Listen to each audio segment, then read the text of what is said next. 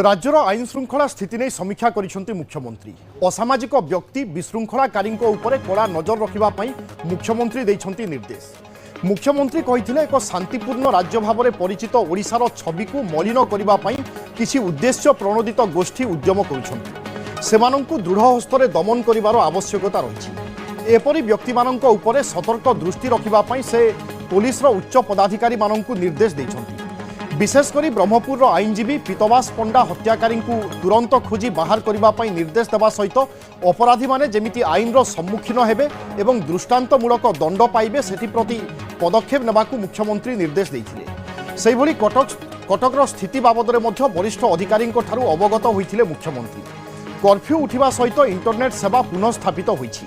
परिस्थिति सामान्य हेले मध्य पुलिस को सतर्क रहिबा पई पड़िबो एवं कौनसी परिस्थिति रे कोहल मनोभाव पोषण करने उचित नुहे बोली कहिसंती मुख्यमंत्री।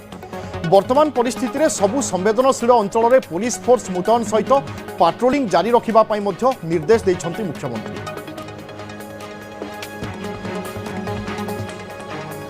मुख्यमंत्री दुख प्रकाश करने सहित स्पष्ट कहिसंती जीए भी होना कहीं ताकू तदंतकारी पुंखानुपुंख तदंत करा जिवो। जीए निजे घटना घटई पछरे जो माने षड्यंत्र करिसेंती काहार को मध्य छड़ा जिवो नाही।